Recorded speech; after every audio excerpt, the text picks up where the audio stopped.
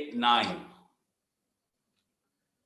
Today, being a very auspicious day, being the month of Margasir, Margasir is glorified in Bhagavad Gita and as well as by Santipani Muni to Lord Sri Krishna, because in this month, all the devatas worship the Lord in the Brahma The Muhurta. volume can be increased to you. Hare Volume Krishna. can be increased. Volume will increase. Volume. Okay, I will go to the hall. I will go to the hall.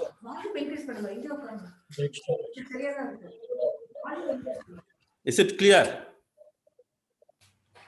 Yeah, better, but it can be still more better. Closer to the mic. Very auspicious. One has to worship Lord Krishna, as he said in the Bhagavad Gita, Masana Margasirsho Aham. Then coming to the story of Sri Andal Nachiyar, a few may be new to this today's congregation. I quickly run through the story. Sri Andal Nachiyar appeared in the 7th century in the place called Shiviliputtur, one of the 108 Divya Desham of Sri Sampradaya. Sri Periyalvar, one of the 12 Alvars who worshipped Vatapatra Sai in that Shiviliputtur village, found Sri Andal Nachiyar in the Tulasi gardens, and she was in deep love with Lord Ranganatha from childhood, and she used to spread the message of Krishna, especially during the month of Margasirish. She used to go to every house, knock the door, wake them up, take them along, sing the glories as a Nagara Sankirtan, take the river bath and go to the temple. So this way, she was inculcating the bhakti in each and every one, like the Vrajabhumi. Absolutely speaking, this Srivilliputur is a replica of Vrindavan. Every villager in this village is completely in the mood of Vrindavana. And finally, one day, she took the flower garland which was kept for the Lord in the temple. Sorry, not one day. She was wearing it regularly. One day, his father found out, and he was little upset. But the Lord said, "It's one which I will wear after Andal Nachiyar wears." This way, Periyarvar comes to know she is none other than incarnation of Bhumi Devi Tayar. And at the time of marriage, Lord Ranganatha appeared in the dream of Periyarvar and told him to bring his daughter to the Vatapatra Sai temple on certain day and he will marry. So the marriage was held in the Shiviliputtur, Vatapatra Sai temple. And after the marriage, Sri Andal Nachiyar entered the Sanctum Sanctorum. So this is a wonderful temple, and the deity's name are Rangamanar, and the consort name is Sri Andal Nachiyar. She is also called as Goda Nachiyar. She is also called as the Sudi Kodutta Chudarkodi. Let's go to the glorification or the invocation of Sri Andal Nachiyar, the first verse. It is in Sanskrit done by Parasara Bhatta, one of the gurus in the Sri Sampradaya. नीलातुङ्गस्थ नगरी तडी सुत्तमुत्पोत्य कृष्णम् पारात्यं स्वं श्रुति शतशिरसित्तमध्यापयन्ति स्वच्छिष्टायां सृजनिगणितं या बलाकृत्य भुङ्क्ते गोदा तस्यै नम इदमिदं भूय एवास्तु भूयः May I of offer my obeisances again and again to Goddess Anda, alias Goda, who had alone who awakened Lord Krishna, taking rest and sleeping on the mountain like lofty breast of Goddess Neela, alias Nappinai Pirati. Goda, who has imparted to him, Lord Krishna, her dependence on him, as established in the hundreds of the texts of the crown of the Vedas, and Goda, who forcibly enjoys him after binding him with flower rods and that were already owned by her. There are two more Tamil verses. Annavayal Puduvai Andal Arangarku Annavayal Puduvai Andal Arangarku Pannu Tirupavai Palpadiyam Pannu Tirupavai Palpadiyam இன்னிசையால் பாடிக் கொடுத்தாள் நற்பாமாலை இன்னிசையால் பாடிக் கொடுத்தாள் நற்பாமாலை பூமாலை சூடிக் கொடுத்தாளை சொல்லு பூமாலை சூடிக் கொடுத்தாளை சொல்லு. Andal from the land where swans wander called Puduvai sang sweet music in the form of a lovely poetic garland of many verses of Tirupavai in praise of Lord Narayana Ranganatha. Let us extol her who wore the flower garlands before they were offered to the Lord. சூடிக் கொடுத்த சுடற்கொடியே தொல்பாவை சூடி கொடுத்த சுடற்கொடியே தொல்பாவை பாடியருளவல்ல பல்வளையாய் பாடி அருளவல்ல பல்வளையாய் நாடினீர் வேங்கடவர்க்கு விதி என்ன இம்மாற்றம் நாடி வேங்கடவர்க்கு என்னை விதி என்ற இம்மாற்றம் நாங்கடவா வண்ணமே நல்கு நாம் கடவா வண்ணமே நல்கு. Oh, the one who gave flower garlands to the Lord after wearing them herself. You gave us Tirupavai, which describes observed by young maidens. You pray to Manmadan, Lord of Love, to enjoy with the Lord Venkateshwara. Help us to abide by the same path. Okay, so now we'll go to the Tirupavai Pasuram for the day. It is verse number 9. தூமணி மாடத்து சுற்றும் விளக்கெரிய தூபம் கமழும் துயிலனை மேல் கண்வளரும் மாமன் மகளே மணிக்கதவம் தாழ்த்திரவாய் மாமீர் அவளை எழுப்பீரோ உன் மகள்தான் ஊமையோ அந்திச் செவிடோ அனந்தலோ ஏமப் பெருந்துயில் பட்டாளோ மாமாயன் மாதவன் வைகுந்தன் என்றென்று நாமம் பலவும் நவின்றேலோ ரெம்பாவாய். O daughter of art, who is sound asleep on the comfortable couch, surrounded by flaming wicks and pervaded with the aroma of scented sticks, in your mansion made of pure gems of all the 9 varieties. Lift the latch of the door stud with gems. O aunt, you at least may awaken her. Is your daughter dumb or deaf or ill with disease? Or could it be that gods are kept to disallow her movement? Or is she under a spell cast to keep her in sound sleep? Sing and glorify his names. The mysterious wizard Mahamayai Madhava, the Lord of Lakshmi, Vaikuntha Vasa, resident of the heavenly abode, and other such names, and see that she wakes up. Hare Krishna. Prabhu, now we can move into the rooms.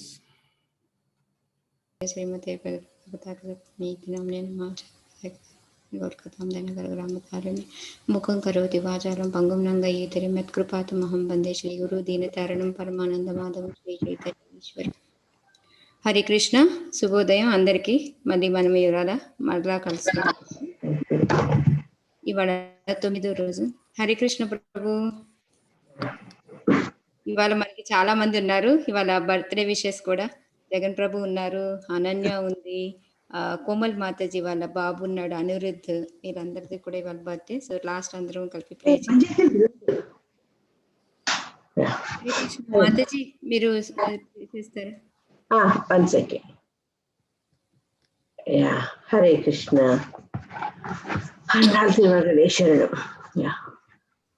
Mani Malatu Shuttu Vilakariya.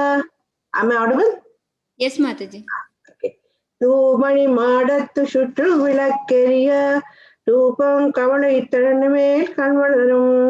தூபம் கமலத்து இளனை மேல் கண்வளரும் மாமான் மகளே மணிக்கதவம் தாட்டிரவாய் மாமி அவளை எழுப்பீரோ உன் மகள்தான் ஊமையோ அன்றிச்சவடோ அறந்தலோ ஏம பெருந்தையல் மந்திரப்பட்டாளோ மாமாயன் மாதவன் வைகுண்டன் என்றென்று நாமம் பலவும் நவின்றேலோ ரெம்பாவாய்.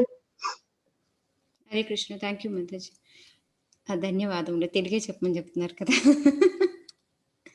ఓకే, దీన్ని ఒక్కసారి అర్థం చదువుకుందాము. తర్వాత మనము ఒక్కొక్క పదం తీసుకొని దానికి ఏమి అంతరార్థం ఏం చెప్పాలనుకుంటుంది ఆండాళ్ళ తల్లి అనేది మనం తెలుసుకుందాము. దాని వెనకాల అంతరార్థం ఏంటి అనేది. పరిశుద్ధమగు నవవిధ మణులతో నిర్మించబడిన మేడలో సుఖశయ్యపై చుట్టూను దీపములు వెలుగుచుండగా అగరధూపమును గుమగుమలాడుచూ ఉండగా నిద్రపోవుచున్న ఓ అత్త కూతురా, మణిక వాటపు గడియ తీయుము. ఓ అత్త, నీవైనను ఆమెను లేపుము. నీ కుమార్తె మోగదా, లేక చెవిటిదా, లేక జాడ్యము కలదా? లేక ఎవరైనా కదిలిన జపమని కావలి ఉన్నారా, లేక గాఢ నిద్ర పట్టునట్టు మంత్రించినారా, మహామాయావి, మాధవ, వైకుంఠవాస అని అనేక నామములను కీర్తించి ఆమె లేచినట్టు చేయును అని 9వ పాసురంలో తెలపబడినది. సో ఇందులో ఏంటంటే ఇప్పటిదాకా మనము ముందంతా 5 శ్లోకాసు ఎలా చేయాలి, ఏ విధంగా చేయాలి అనేది చెప్పింది పాసురాల్లో. నెక్స్ట్ మనకి తర్వాత 6, 7 పాసురాల్లో ఏంటంటే మనము వినాలి, శ్రవణం అనేది మనకి ఎంతో ముఖ్యము అనేది చెప్పింది. తర్వాత నిన్నటి పాసురంలో మనకి మనం ఏదైతే ఎప్పుడైతే ఎవరి దగ్గరైనా వింటాము, నేర్చుకుంటాము, ఏదైనా దాన్ని మనం పంచుకుంటే అంటే ఎలా అంటే మనం ఎవరితో ఒకరితోటి మనము దాన్ని చెప్పుకుంటూ దాన్ని చేసుకుంటూ ఉంటాం. ఎక్కువగా రేవతి గోపి మాతాజీకి నాకు ఆ రిలేషన్ ఎక్కువ సంబంధం ఉంటుంది. ఎందుకంటే ఏదైనా విన్నానంటే వెంటనే మాతాజీ నేను మర్చిపోతాను, మీరు వినండి అంటే ఓపిక్గా మాతాజీ కూడా వింటారు. సేమ్ మాతాజీ కూడా అలాగే చేస్తుంది. సో మనం ఎప్పుడైనా ఏదైనా విన్నాము అంటే దాన్ని మళ్ళీ మనం చర్చించుకుంటే, మననం చేసుకుంటూ, గుర్తు చేసుకుంటూ ఉంటే మనకు అది ఎప్పుడు మనసులో గుర్తుండిపోతుంది అనమాట. సో దాని తర్వాత వచ్చే స్థితి అనమాట, నెక్స్ట్ డే అనమాట ఇది. తర్వాత వచ్చేది ధ్యానం. ఎప్పుడైతే మనం దాని గురించి మననం చేసుకుంటూ ఉంటామో ఆటోమేటిక్గా మనం ఊహించుకోవడం కూడా మొదలైపోతుంది అనమాట. అదే కాక ఇక్కడ చూడండి, అత్త కూతురు ఇప్పటి వరకు మనకి భగవంతుడితో సంబంధం ఉన్నట్టు ఆ గోపికని లేపుతూ ఉంది, అంటే ఆత్మతో సంబంధం ఉన్నట్టు. కానీ ఇక్కడ దేహ సంబంధం అంటే రక్త సంబంధం కూడా ఉంది. ఎందుకంటే ఇప్పుడు ఎవరైనా చూడండి, ఒక మంచి ఫ్యామిలీ కానీ లైక్ మాతాజీ ఎగ్జాంపుల్ ఇచ్చారు నాకు, రాధారంజని మాతాజీ, ఇట్లా ఎవరైనా ఒక మంచి గొప్ప ఫ్యామిలీ ఉంటే వాళ్ళని చూసిన వెంటనే మనకేమనిపిస్తుంది, అబ్బా నేను కూడా వాళ్ళ ఇంట్లో పుట్టుంటే బాగుండేది, వాళ్ళు నాకు అక్కో చెల్లో అయితే బాగుండేది అంటే. ఎందుకంటే ఇంకా మనం చాలా ఆనందంగా మనం పూజ ఇంకా పరస్పర ఏమంటారు మనం పరస్పరంగా మనం ఒకరికొకరు చేదోడు వాదోడుగా ఉండి ఇంకా భక్తిలో మనము ముందుకెళ్ళడానికి చాలా సులభంగా ఉంటుందన్నమాట. ఎంతో ఆనందిస్తూ చేస్తాం. ఎందుకంటే ఇప్పుడు ఒక్కళ్ళం పూజ చేసుకునే కన్నా ఇంట్లో వాళ్ళు ఉండి హస్బెండో లేకపోతే తల్లో తండ్రో ఎవరో ఒకరు ఉండి మనకి సహాయం చేస్తూ ఉంటే అది ఇంకా మనం ముందుకి వెళ్ళిపోతూ ఉంటాం అన్నమాట. చాలా ఆనందించుకుంటూ చేసుకుంటాం. అదే ఒక్కళ్ళని చేసుకుంటే కృష్ణ మంత్రమో పెట్టుకొని చేసుకుంటూ ఓకే అనుకుంటూ కొంచెం ఎట్లయినా కొద్దిగా అడ్డంకులు ఏర్పడుతూ ఉంటాయి. కానీ ఇదైతే ఇంకా ముందుకి. అందుకని ఈమె చొరవగా మామ కూతురా, అత్త కూతురా, మేనత్త కూతురా అనేసి ఇక్కడ సంబోధిస్తుంది అనమాట. ఓ అత్త అని కూడా పిలుస్తుంది. సో ఎప్పుడైతే మనకి ఆత్మ సంబంధం, భగవత్ సంబంధము అది కూడా ఇదంటే యాక్చువల్గా నేనైతే నాకు వెంటనే గుర్తొచ్చింది మాతాజీ, రేవతి గోపి మాతాజీ. ఎక్కువ రేవతి మాతాజీ న్యూస్ చేస్తుందని ఏమనుకోకండి, ఎందుకంటే ఎక్కువ మాతాజీతో ఉంటుంది. ఎప్పుడైనా మాతాజీని ఎలా అనుకుంటాం మనం అందరం, ఒక తల్లి లేకపోతే ఒక మన అక్క అలా అనుకుంటూ ఉంటాం. అది అలా అనుకొని చేస్తూ ఉన్నప్పుడు ఎలా అనుకొని చేయడం వేరు.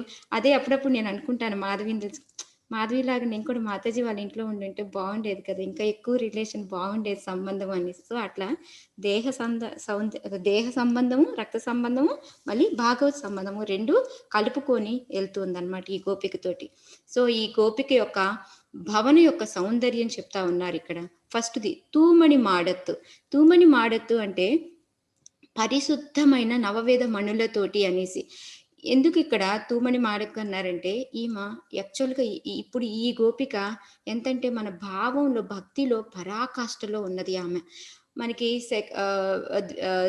2వ అధ్యాయంలో భగవద్గీతలో మనకి భగవంతుడు స్థిత ప్రజ్ఞ అంటే ఎవరు ఏంటి అని అర్జునులు వారు అడిగితే దానికి ఆయన ఆన్సరు 55, 56, 57, 58 శ్లోకాల్లో వర్ణించుకుంటూ వెళ్తారు. సో దాంట్లో ఏంటంటే ఫస్ట్ అంటే మన కామ్య కర్మలు అన్నీ కూడా వదిలేసి మనస్సును మొత్తం భగవంతుడి మీద ధ్యానం చేసుకొని ఆమె పరాకాష్ఠలో ఉంటుంది. సో అదే సేమ్ అన్నమాట, అదే భావం ఇది. దీన్ని పరాకాష్ఠ వశీకరణ భావాన్ని కూడా అని అంటారనమాట. సో ఆ భావంలో ఉంది ఈమె. అలాంటి ఎప్పుడైనా దేవతలు, అలాంటి ఎప్పుడైనా నిత్య శుద్ధ భక్తులు ఉంటే ఎలా అంటే భగవంతుడు మనకి భగవద్గీతలో 9వ అధ్యాయం 29వ శ్లోకాల్లో కూడా మనకి చెప్పున్నారు ఏంటి, మయి తేతేషు చాప్యం, ఎవరైతే నేను ఎవరికి అందరినీ సమంగా చూస్తాను, కానీ నా భక్తులు నేను వాళ్ళలో ఉంటాను, వాళ్ళు నాలో ఉంటారు అని చెప్తారు. సో అందుకని ఇక్కడ పరిశుద్ధ మణులు అనేది ఎందుకు వాడారు అంటే మనము భగవంతుడిలో ఉంటాము అంటే భగవంతుడి యొక్క హృదయం ఎలా ఉంటుంది? పరిశుద్ధమైన మణులతో ఉంటుంది. ఎందుకంటే ఇక్కడ మణితో పోల్చారు. ఎందుకంటే ఆత్మని పరమాత్మని కూడాను మనకి మణులకి చూడండి సహజంగానే కాంతి ఉంటుంది. మనకి చీకట్లో పెడితే కూడా మెరుస్తూ ఉంటుంది. మనం డైమండ్ నెక్లెస్లు వేసుకుంటాం తెలుస్తూ ఉంటుంది. సో ఆ మణికి సహజమైన కాంతి ఉంటుంది. మన ఆత్మకు కూడా సహజంగానే కాంతి అనేది ఉంటుందన్నమాట. అందుకోసమని దీన్ని మణులతో పోల్చారు. సో మనం వెళ్ళి భగవంతుడిలో ఉన్నాం కాబట్టి 2 రకాల మణులు ఉంటాయి. ఒకటి పరిశుద్ధమైన మణి, నిర్మలమైన మణి. మనం అనుకుంటే 2 ఒకటే పదాలు కదా, ఏంటి ఇలా చెప్తున్నారు అని అనుకోవచ్చు. కానీ పరిశుద్ధానికి నిర్మలానికి కొంచెం తేడా ఉంటుంది. ఎంత అంటే పరిశుద్ధం అంటే ఎప్పుడు పరిశుద్ధం, అది పుట్టిన అంటే ఇంకా దానికి ఏమీ అంటుకోవడము మురికి లాంటిది ఏమీ ఉండదు అనమాట.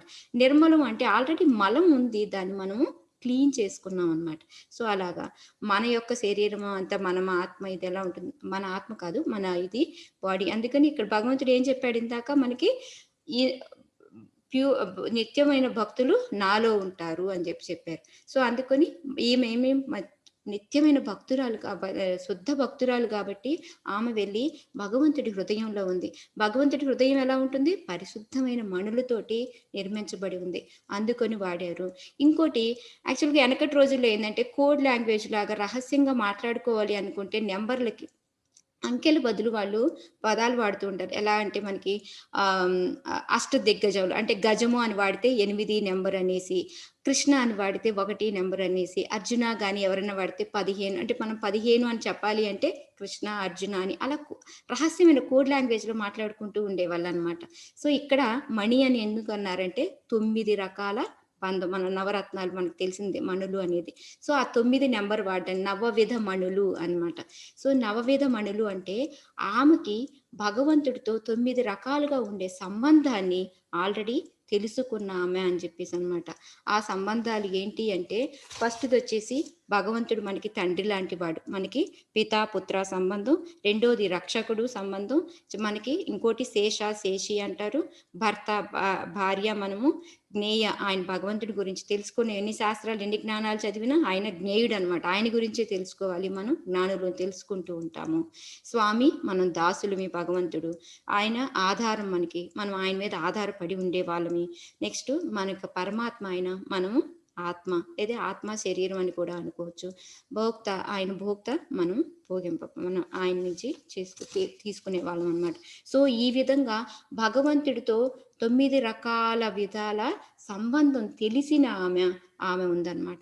సో ఆమె ఎలా ఉంది? ఆమె తూమణి మాడుతూ. సో అందుకని పరిశుద్ధమైన నవవిధ మణులతో నిర్మించబడిన అందులో నిద్రపోతుంది అనేసి అనమాట.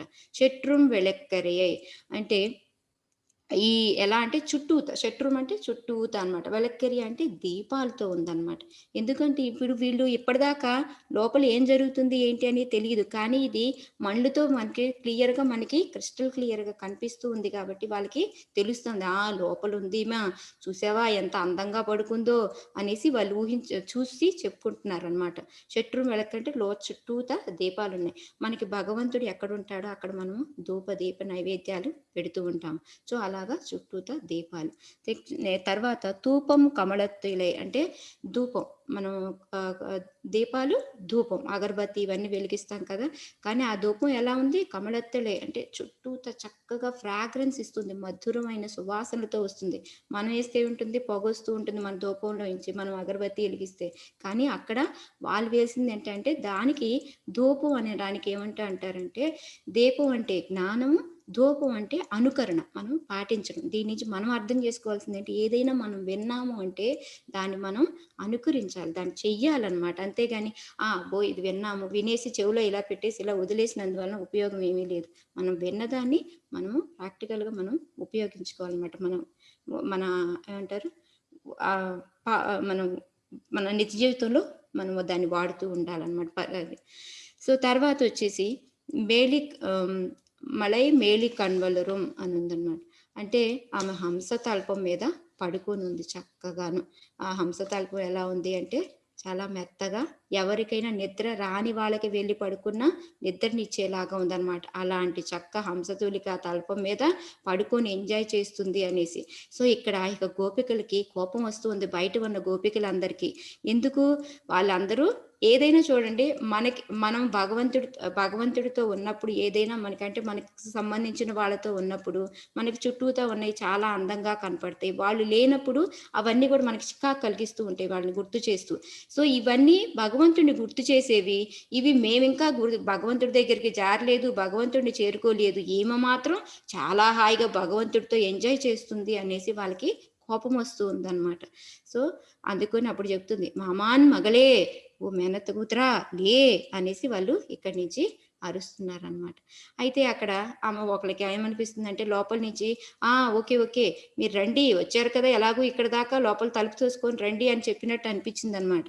అప్పుడు అండాల తల్లి చెప్తుంది, మణిక్కదవం తాళ్ళు తిరువాయ్, మేము ఓపెన్ చేయలేం తల్లి, నువ్వే వచ్చి ఓపెన్ చేయి, మణులతో తయారు చేయబడిన నీ తలుపుని ద్వారాన్ని నువ్వే వచ్చి తలుపు తీయమ్మా అని చెప్పి చెప్తున్నారు. దీంట్లో అంతరార్థం ఏంటి అంటే మనం ఏదైనా భగవంతుడిని చూడాలి చెయ్యాలి అనుకుంటే మన యొక్క కృషితో పాటు మనకి భగవంతుడి అనుగ్రహం కూడా కావాలి, లేకపోతే అవదు. మనకి దామోదర్ లీలలో చదువుకున్నాం, 2 చెవులు తక్కువ అంటే ఒకటి మన కృషి ఉండాలి, రెండోది భగవంతుడి అనుగ్రహం కూడా ఉండాలి.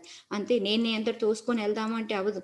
నేను ఎంత పూజలు చేసేస్తున్నాను, ఇలా చేసేస్తున్నాను, భగవంతుడిది నాకు ఇవ్వాలి ప్రత్యక్షమైపోయి కనిపిస్తుంటుంది. ఆయన కూడా మనకు అనుగ్రహం ఇస్తేనే మనకి ఆయన కనిపిస్తారనమాట.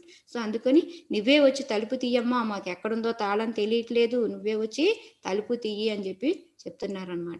ఆ తర్వాత వాళ్ళకి పక్కనే మామీర్ అంటే వాళ్ళ తల్లి కూర్చొని ఉంది అనేసి కనిపించింది అనమాట. అప్పుడు అండాల తల్లి చెప్తుంది, మామీర్ ఓ అత్తా అవలై వెళ్ళిపోయారు, నీ కూతుర్ని లేపు, ఇంకెప్పుడు దాకా ఏంటంటే మన అని పెట్టుకుంది, ఇంకా ఇప్పుడు నీ కూతురు నువ్వు లేపు అని చెప్పి చెప్తుంది అనమాట. అవల వెళ్ళిపోయారు. ఉన్మంగళతాన్ ఊమాయి అంటే ఆమె ఏమన్నా మోగదా, ఏమి మాట్లాడకుండా అలాగే కూర్చుంది, మోగదా ఏమీ మాట్లాడట్లేదు, అట్లీస్ట్ ఒక్కసారన్నా చెప్పొచ్చు కదా లేమ్మా అనేసి, ఒక్కసారన్నా చెప్పొచ్చు కదా, వస్తున్నానో లేదో ఏదో ఒకటి మాట్లాడొచ్చు కదా, ఏమీ మాట్లాడకుండా మొగలా ఉందని. అంటే మనకి ఇలా ఉంది, కానీ వాళ్ళ భావం ఏంటంటే అక్కడ కృష్ణ ఉండుంటాడు, వాళ్ళిద్దరూ మాట్లాడుకుంటూ ఉంటారు, అందుకని మనతో ఏమీ మాట్లాడట్లేదు అనేది ఆమె అంతరార్థం అన్నమాట. ఆండాళ్ళ తల్లి చెప్తుంది. అండ్రి చెవిడో, ఆమెకి ఏమన్నా చెవుడా ఏంటి మాట్లాడకుండా అలా ఉంది అంటే వాళ్ళిద్దరూ మాట్లాడుకుంటూ ఉన్నారు. సో మనం చెప్పేవేవి అంటే ఆమె మనసులో భగవంతుడిని అంత దీర్ఘంగా ఆమె ఆలోచించుకుంటూ ఉంది. సో ఇక్కడ ఏమీ వినిపించుకోవట్లేదు అనమాట. సో వాళ్ళ కోపం అంతా అది దూషిస్తున్నారు, ఇక్కడ కొంచెం ఏదో ఒక తిడుతున్నట్టు మాట్లాడుతున్నారు అని అంటే మీనింగ్ అక్కడ దాని అర్థం ఏంటి అంటే అక్కడ ఆమె చక్కగా భగవంతుడిని తలుచుకుంటూ ఎంజాయ్ చేస్తుంది. ఇంకా మేము భగవంతుడి దగ్గరికి వెళ్ళలేదు, ఏమి కోసం వెయిట్ చేస్తూ ఏమి కోసం మేము వస్తే ఏమి ఇంకా హాయిగా భగవంతుడిని తలుచుకుంటూ భగవంతుడి ధ్యానంలో ఉంది అని అనమాట ఇక్కడ మీనింగ్. అనందలో అంటే బాగా అలసిపోయి నిద్రపోయిందా అంటే రాత్రంతా చక్కగా కృష్ణుడితో మాట్లాడుకుంటూ చక్కగా ఉండి నిద్రపోయిందా ఏమి అనేసి వాళ్ళ మీనింగ్ అన్నమాట. నెక్స్ట్ ఏమ పెరుందమయల్ ముందిరప్పటాలు, తర్వాత వచ్చేసి ఎవరైనా మాయ వేశారా అంటే ఎవరైనా అక్కడ కాపలాగా ఉన్నారంటే కృష్ణుడే అక్కడ ఉన్నాడేమో అందుకనే రావట్లేదా అన్నట్టు అనమాట. ఇంకోటి మంత్రం వేశారా, కృష్ణుడు ఏమన్నా చక్కగా మంత్రం వేశాడా అందువలన ఆమె హాయిగా నిద్రపోతుందా అనేసి దీని మీనింగ్ అనమాట. సో వెనకాల ఏంటంటే వాళ్ళకి అంతరార్థం భగవంతుడిని చక్కగా ఆమె కొలుచుకుంటూ లోపల మనకు పరాకాష్ఠ భావంలో ఆమె ఉందన్నమాట. ఆమెకి ఎవరు ఏం చెప్పినా మనకు అది జడభరత స్టోరీ కూడా మనకి తెలుసు. ఆయన ఎలాగా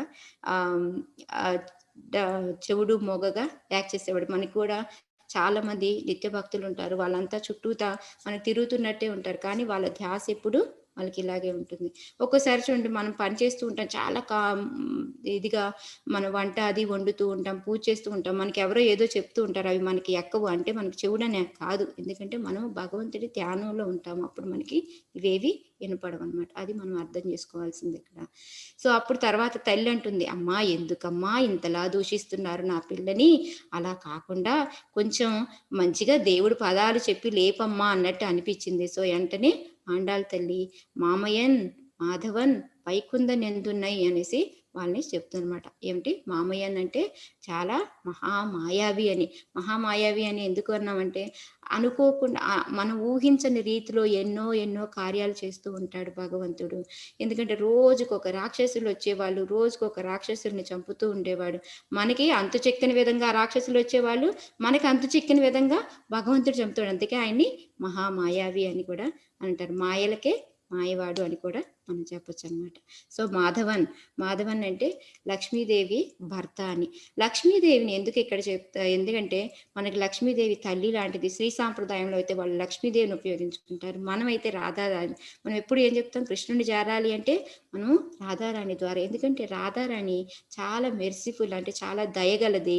ఆమెతో మనము చాలా ఈజీగా సులభంగా భగవంతుడిని చేరగలుగుతాం అనమాట. సో దీనికి పరమేశ్వర ప్రభు ఒక స్టోరీ కూడా చెప్పారు. ఏంటంటే మనకు తెలిసిందే అందరికీ కూడా రామదాసుల వారి స్టోరీ అన్నమాట. రామదాసుల వారు ఆయన మనకి తాన్షా దగ్గర భద్రాచలంలో తాన్షా ఆయన కింద పనిచేసేవారు, ట్యాక్స్ కలెక్టర్ కింద. ట్యాక్స్ కలెక్టర్ని ఎగ్జాక్ట్గా ఏమంటారు తెలుగులో నాకు సారీ తెలియదు. అయితే తహసీల్దార్ ధన్యవాదాలు. తహసీల్దార్గా పనిచేసేవారు. అప్పుడు డబ్బునంతా ధనాన్నంతా అందరి దగ్గర నుంచి కలెక్ట్ చేసిన తర్వాత తీసుకున్న తర్వాత ఆయన భగవంతుడికి ఆలయం నిర్మిస్తారు. మనకు తెలిసిందే రామాయణం, రామదాస్ స్టోరీ. అందుకు నేను ఎక్కువ డీటెయిల్గా వెళ్ళట్లేదు, సంక్షిప్తంగా చెప్తాను.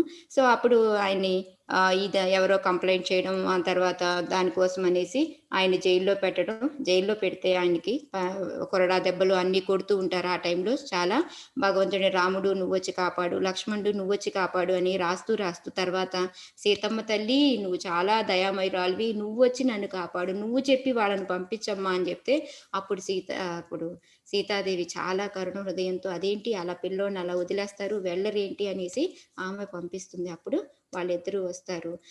అది ఆ స్టోరీ అనమాట. సో అలా మనకేంటంటే అక్కడ సీతాదేవి, మామూలుగా అయితే శ్రీ సాంప్రదాయం లక్ష్మీదేవి చెప్తారు, మనం రాధారాణి చెప్పుకుంటాం. రాధారాణితో మనం చాలా ఇదిగా వెళ్ళగలం అని చెప్పి అలా అలా ఎన్నో నామాలు పలుకుతున్నామమ్మా అయినా లేవట్లేదు అంటే అలా ఆ నామములు వినిన తర్వాత ఆమె లేచి వస్తుందన్నమాట. దీని అంతరార్థం ఏంటి అంటే దేని నుంచి మనం తెలుసుకోవాల్సింది, ఈ ఒక 1 minute ప్రభు, ఈ మహాభక్తులు లాంటి వాళ్ళు, వీళ్ళ యొక్క కృప కూడా వాళ్ళని తలుచుకొని వాళ్ళ యొక్క కృప ద్వారా మనం కూడా భగవంతుడి అనుగ్రహం పొందవచ్చు అనమాట. అందుకని ఆమెను బయటికి రప్పించడం కోసం ఇంత ఇదిగా వాళ్ళు నామాలు ఇది. సో దీనికి మా పరమేశ్వర ప్రభు ఏం చెప్పారంటే మనం భగవద్ దర్శనాన్ని శబ్ద రూపంలో కూడా మనం చేసుకోవచ్చు అని చెప్పడానికి భాగవతంలో దీనికి ఒక రిలేటెడ్ శ్లోకా చెప్పారు. దాన్ని తీసుకుందాం. యాక్చువల్గా ఇంకా చాలా ఉంది, మేబీ ధర్మరాజ్ ప్రభు కవర్ చేస్తారు, టైం లేదు, నేను ధర్మరాజ్ ప్రభుకి ఇచ్చేస్తాను. సో మెయిన్ మనం ఏంటంటే వాళ్ళతో మనము ఎవరైతే మనకి పరాకాష్లో ఉన్న మా నిత్య భక్తులు వాళ్ళ యొక్క కృపతోటి వాళ్ళని స్మరించుకుంటూ మనం కూడా భక్తిలో ముందుకు వెళ్ళొచ్చు అన్నమాట.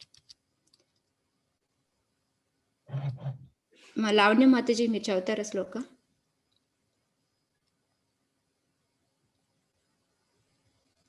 అనుపమ మాతాజీ మీరు చదివేయండి అయితే.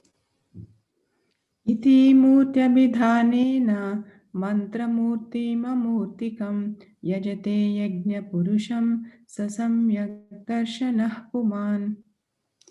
భౌతిక రూపరహితుడైన యజ్ఞ పురుషుణ్ణి ఈ విధంగా దివ్య శబ్ద రూపం అర్చించువాడే సమ్యక్ దర్శి అనబడును. సో అలాగా మనం ఎన్నో భగవంతుడి యొక్క నామములు ఉన్నాయి, ఆ నామముల ద్వారా మనం భగవంతుడిని దర్శించవచ్చు అనేసి దీనికి ఇది యాక్చువల్గా ఫస్ట్ క్యాంటో అంటే మొదటి క్యాంటో గ్రంథం, ప్రథమ గ్రంథము. దానిలో ఐదో చాప్టర్ ఏమంటారు, అధ్యాయం. సారీ ప్రభు, మాతాజీ పర్వాలేదు, కొంచెం ఇంగ్లీష్ వర్డ్స్ మొత్తం అంత తెలుగు అవసరపడక్కర్లే. నెక్స్ట్ 5వ అధ్యాయం 38వ శ్లోక. ఇదేంటంటే నారదుల వారు ఎప్పుడు వ్యాసదేవుల ఎప్పుడైతే నాకు ఎందుకు ఆనందం కలగట్లేదు, ఈ విధంగా ఇన్ని పుస్తకాలు ఇది రాసిన అన్నప్పుడు నారదుల వారు వచ్చి ఆయనకు ఉపదేశిస్తారు. దాంట్లో ఈ శ్లోక వస్తుంది అనమాట. సో మనం శబ్ద రూపంలో భగవంతుడిని చేసుకోవచ్చు అని చెప్పేసి నేను ఇందాక మీకు మండులది ఇదంతా కూడాను 9వ అధ్యాయంలో భగవద్గీతలో 29వ శ్లోకంలో ప్రభుపాదుల వారు కూడా రాశారనమాట. మనం అందరినీ సహజమైన కాంతి కలిగి ఉంటాము, మణులు, ఇదంతా కూడా నేను నా ఓన్గా చెప్పలేదు, ఇదంతా ప్రభుపాదుల వారు మనకి భగవద్గీతలో రాసి ఉన్నది. సో ఇందులో ఏంటంటే యాక్చువల్గా ఇవాళ అల్వార్ని తలుచుకుంటాం కదా మనం రోజు. సో ఇవాళ అల్వార్లు ఏంటంటే వీళ్ళని భక్తసారులు అని కూడా అంటారనమాట. వీళ్ళని యాక్చువల్గా నేను అన్ని ఎగ్జాంపుల్స్ చెప్పను, చాలా స్టోరీస్ ఉన్నాయి. కంచిలో ఏంటంటే అల్వార్లకి ఒక వృద్ధాప్యంలో ఉన్న ఒక ఆవిడ సేవ చేస్తుంది అనమాట. సేవ చేస్తే ఆమెకి పడుచు ఆమె అయిపోతుంది. అయితే వెంటనే ఆ రాజు అడుగుతాడు, నన్ను కూడా పడుచు వాళ్ళుగా మార్చు, యవనంగా మార్చు అని చెప్తే, నేను అలా చెయ్యలేను అని చెప్పి ఆల్వార్లు చెప్తారనమాట. అయితే మిమ్మల్ని బహిష్కరణ చేసేస్తాము అనేసి పంపించేస్తారనమాట. పంపిస్తే అప్పుడు ఆమెతో వాళ్ళతో పాటు ఆల్వార్స్తో పాటు దేవుడు కూడా, భగవంతుడు పెరుమాళ్ అంటారు కదా, పెరుమాళ్ అంటారు, ఆయన కూడా వాళ్ళతో పాటు వెళ్ళిపోతాడు అనమాట. అప్పుడు రాజుకి అర్థమయ్యి మళ్ళీ అందరినీ తీసుకొస్తారు. దాన్ని ఎవరైతే ఆల్వార్లు వెనక వెళ్ళాడో ఆయన యథోక్త దారి అని కూడా అంటారు. ఆ టెంపుల్, ఆ గుడి ఇప్పటికి కూడా కంచిలో ఉంది. అలాగే మళ్ళీ ఇంకొకసారి ఏంటంటే ఆల్వార్లు అందరూ నడుచుకుంటూ కంచిలో అలా నడుచుకుంటూ వెళ్ళిపోతూ ఉంటే అప్పుడు భగవంతుడు కూడా వాళ్ళ వైపు వంగి వంగి వంగి వంగి ఇలా వాళ్ళు ఎటు వెళ్తుంటే అలా చూస్తూ ఉంటాడనమాట.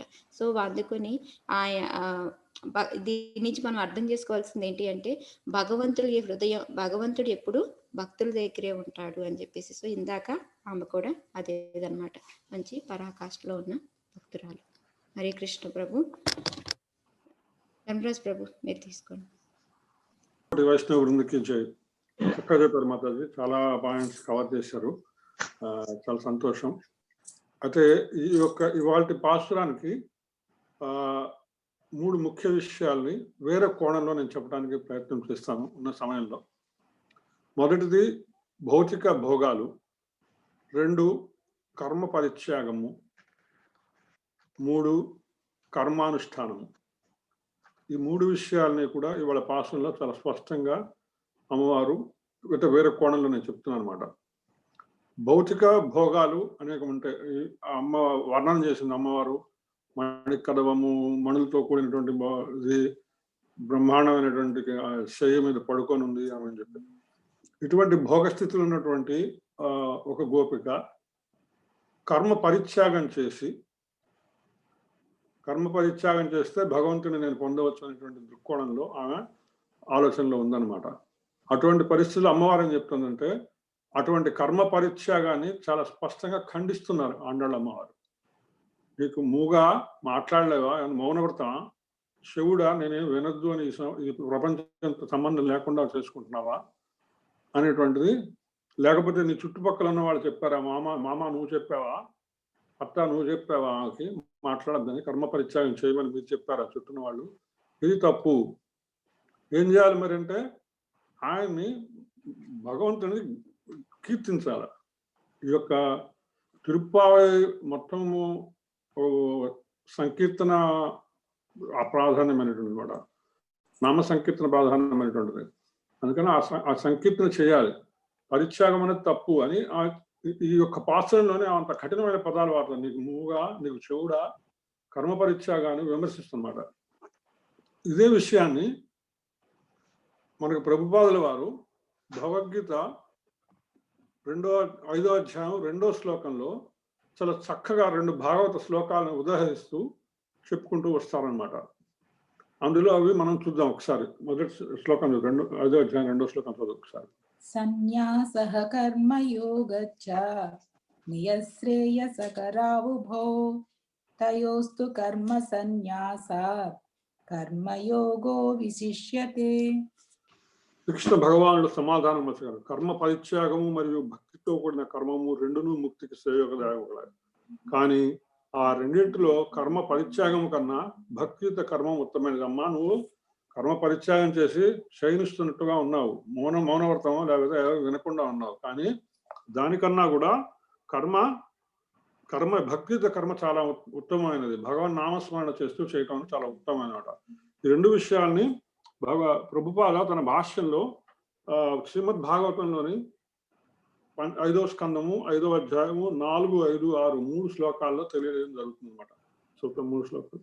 నూనం ప్రమత్తః కురుతే వికర్మ యతీంద్రియ प्रीतय आप्नुनोति न साधु मन्येयतात्मनोऽयम् असन्नपि क्लेशद आसदेहः पराभवस्तावद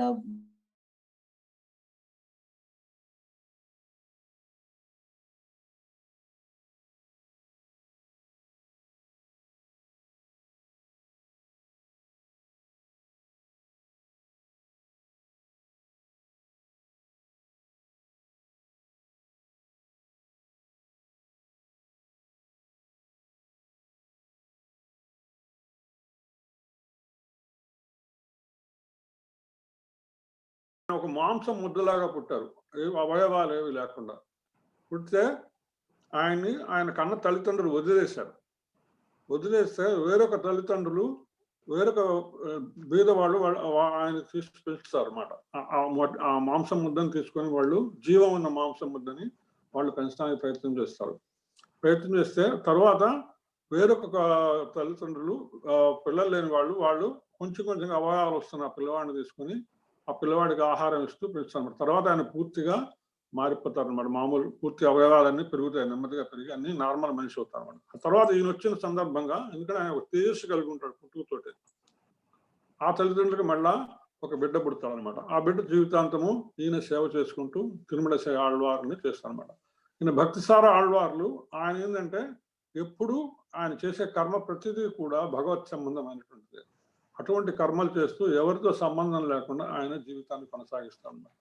ఆ విధంగా ఆయన అద్భుతమైనటువంటి భక్తిసార ఆళ్వారిని భగవంతుడిగా ఇందా మాత చెప్పారు, భగవంతుడు కూడా దర్శనం చేసుకోవడానికి ఇష్టపడేవాడు. కంచిలో తిరుగుతున్నప్పుడు సారంగపాణి లేచి చూసేవాట ఆయన అటు వెళ్తుంటే అనమాట.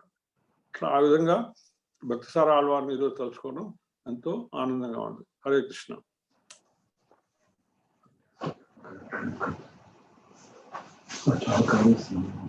హరే కృష్ణ ప్రభు. Hare Krishna. Hare Krishna Prabhu. Hare Krishna Prabhu.